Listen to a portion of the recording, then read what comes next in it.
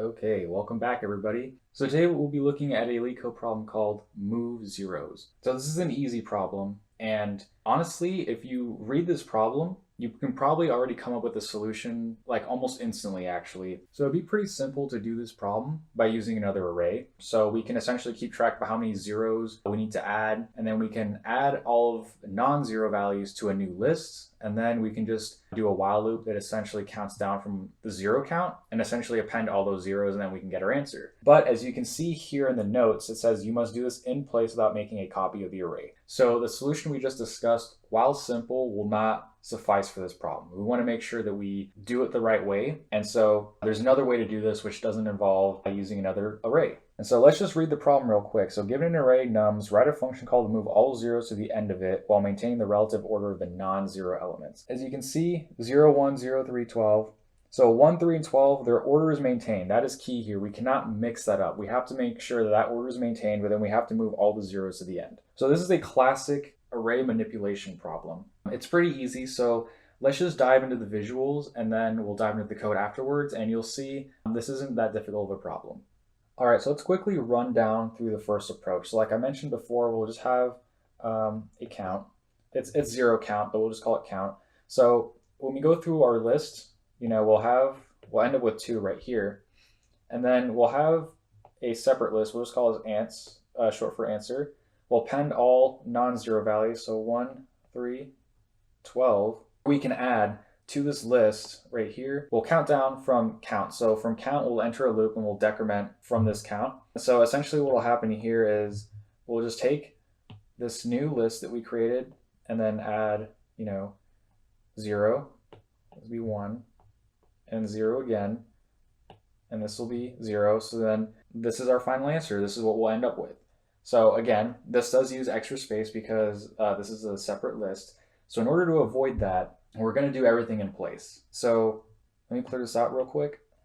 So first things first, let's think of any edge cases. So one of the edge cases that's probably most obvious is if the length of our nums input is equal to 1. If that's the case, then there's nothing to do. So we just return that. Then from this point forward, all we have to do is we'll iterate through a range all the way up to the length of our input, and we'll just check. If the index that we're looking at is equal to 0, we can simply just delete it and then immediately append it to the end of our list. Otherwise, we move forward.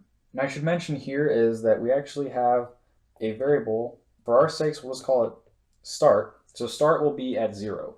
So as we're iterating through our list, so let's just write the for loop. So for I in a range, and we'll just say n. So n is essentially the length of this input right here. What we're doing here is if we encounter a 0, we can delete it and then add the 0 here. But the reason why we want to keep a separate count is just because if we delete the 0, then the 0 is not at the 0 index anymore. 1 is at the 0th index, right? So we only want to increment this start variable if we encounter a non-zero number. In code, this will essentially look like if nums start is equal to 0, then we'll have an else. So if it's not equal to 0, then we assume that it's greater than 0. So we'll just say start plus equal 1. And then here is where the deletion happens and then appending 0. So this is the simplest way that we can go through and modify our array in place, deleting 0 and then adding it to the end of our array, and then we can keep track of it with the start variable to ensure that we are accurately targeting the right index and only moving it in the event that we encounter a non-zero number. Otherwise, we delete it, move it to the end, and then continue forward. And this will pretty much give us our answer. We'll have the same the same output as before, but we've done this in place, thus it is much more efficient. So let's see how this looks in code. Okay, so real quick, we're going to look at how we can implement our most recent approach, the approach where we do everything in place.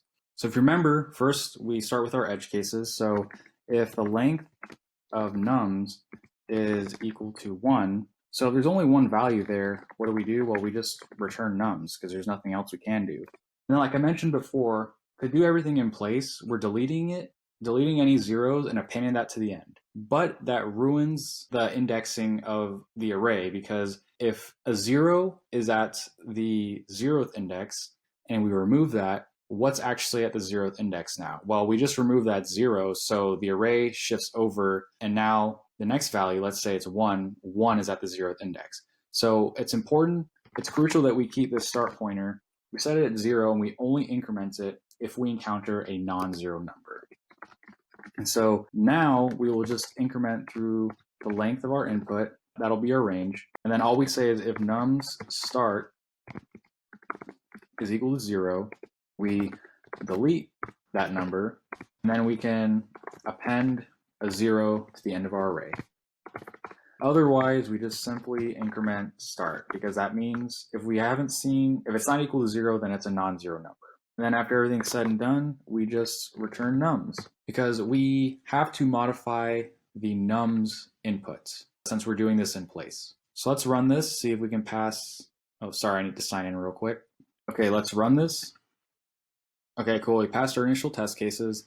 So while this is a simple problem, it kind of helps you think about how you can manipulate the array, because a lot of problems can be done without introducing extra space. So this is a pretty simple problem, like I said, but it kind of helps make you more aware of how you can modify and manipulate the array and do everything in place, thus allowing you to avoid introducing any extra space, so you can make your algorithm just a little bit more efficient. So make sure you understand this, because knowing how to manipulate arrays is crucial, especially for more difficult problems. So with that being said, hope you guys learned something, and I'll see you guys in the next one.